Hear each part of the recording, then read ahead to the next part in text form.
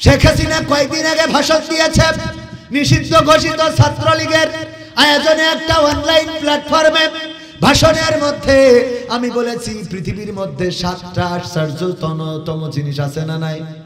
এর মধ্যে অষ্টম আশ্চর্য জিনিস হলো, অষ্টমতম আশ্চর্যজনক জিনিস যে শেখ হাসিনা যে ভাষণটা দিয়েছে আধা ঘন্টার মতো, সেই ভাষণের মধ্যে একটা বারের জন্য ওই ভাষণে জামাত বিএনপির নাম ধরে নাই, জামাত শিবিরের নাম নেয় নাই, শুধুমাত্র নাম নিয়েছে ডক্টর ইউনূস, ডক্টর ইউনূস। কারণ চেয়ারটার এখন হুমকি কে? ডক্টর ইউনূস। কিটা? এই জন্য জামাত শিবির ভুলে এখন কিটাই চলে গেছে ডক্টর ইউনূস।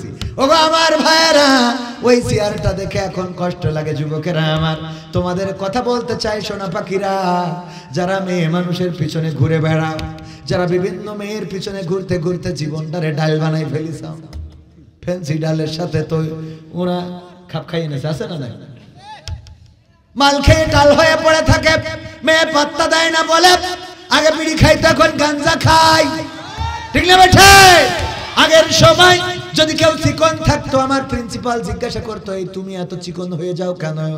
তুমি কি কিছু খাও না নাকি? তোমার কি খাওয়া দাওয়া ঠিক মতো হয় না নাকি? বাড়িতে কেউ খাওয়ায় না নাকি? আর এখন যদি দেখে চিকন, আমার প্রিন্সিপাল জিজ্ঞেস করে কিছু খাওয়া ধরেছিস নাকি? ঠিক না বেঠে? এখন চিকনারে বলে কিছু কি খাওয়া ধরি, মানে মাল খাও, আছে না না? ওরা আমার যুবকেরা, এইগুলো করে ভালো মেয়ে পাওয়া যাবে না, সুন্দরী মেয়ে পাওয়া যাবে না। ওই যে জুনিয়র সাকিব বিয়ে করেছিল একটা টিকটকার, বিয়ে করার কারণে কি হারাতি হয়েছে তোমরা তো জানো, যে ও আবার আর একটা বিয়ে করতে গিয়েছে বলে ওর মেশিনটাই কেটে নিয়েছে। তুমি যেমন তোমার ঘরে তেমন আসবে, তুমি যদি টিকটক করে বেড়াও তোমার ঘরে টিকটকার আসবে, তুমি যদি ফেসবুকে রিলস করো, এই করো তাই করো, উল্টো পাল্টা ভিডিও করো, তোমার ওই রকম উল্টো পাল্টা আসবে। তুমি যদি মনে করো যে লাইলাতুল ফেব্রুয়ারিতে একজনের নিয়ে ঘুরে বেড়াবা, কি আর মারবা, আর বিয়ের সময় হুজুরির বলবা, হুজুর মাদ্রাসার হাফেজা সবচেয়ে ভালো মেয়েটা, একটু আপনি কোনটা বলেন? কথা কয় না, আছে না নাই? গিয়ার মারে একজনের সাথে আর বিয়ে করে আর একজনের, বিয়ে করার পরে বলে আমার বউ, রে বাবা এত পর্দাশীল কারোর সামনে মুখ খোলে না, খুব পর্দাশীলা। ও যে কত বড় পর্দাশীলা তুমি তো জানো না, জানে আল্লাহ। তুই যদি একজন রে 14 তারিখে ঘুরাস, তাহলে তোর ওইটারও আর একজন ঘুরাই তারপর তোর কাছে পাঠাইস। ঠিক না বেটা? তুমি মনে কাঁচা ফেরেশতা তৈরি নিয়ে আইছ, হ্যাঁ? এটা কখনো হওয়া সম্ভব না।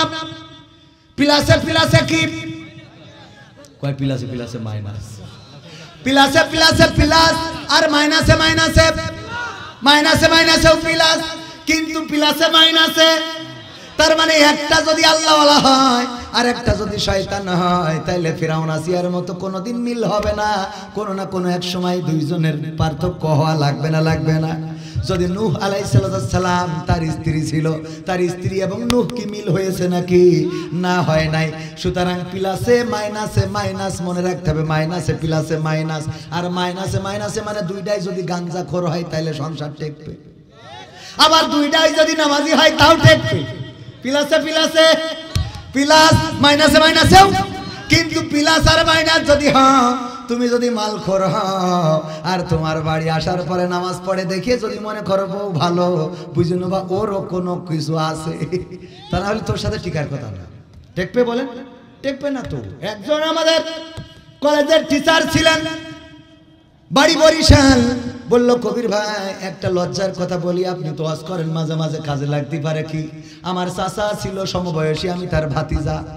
আমার সমবয়সী হওয়ার কারণে বন্ধুর মতো কথা শেয়ার করতো। বিয়ে করার পরে আমার চাচি আমার চাচার ঠোঁটে কোনোদিন কিস করতে দিত না। এটা দুঃখের বিষয় না? এটা তো খারাপ কাজ না পাগো, সওয়াবের কাজ। সুবহানাল্লাহ বলবেন না? তাও মনে হয় অনেকেই বলেননি, বলেন সুবহানাল্লাহ।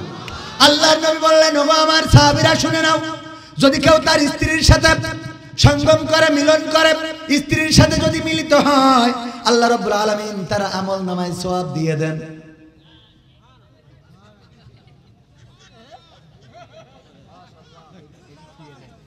সাহাবীরা বলছে, হুজুর সাল্লাল্লাহু আলাইহি সাল্লাম লজ্জা পেলাম, মিলনের সময় আল্লাহ সওয়াব দিবেন, এটা কেমন কথা?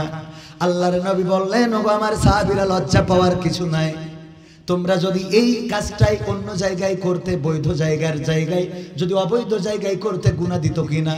সাহাবীরা বললেন, অবশ্যই গুনাহ হতো। শুধু তাই নয়, এমন অপরাধ মাজা পর্যন্ত কেড়ে দিয়ে পৃথিবীর পরে সংসার করে দেওয়া হতো। আল্লাহর নবী বললেন, যেই কাজটা অপাত্রে করলে গুনাহ হয়, সেই কাজটা সঠিক পাত্রে করলে আল্লাহ রাব্বুল আলামিন সওয়াব দিয়ে দেন। সুতরাং এই সওয়াবের দরকার আছে না নাই? বিয়ে করো নাই যুবকেরা, কারা কারা হাত উঁচু করো।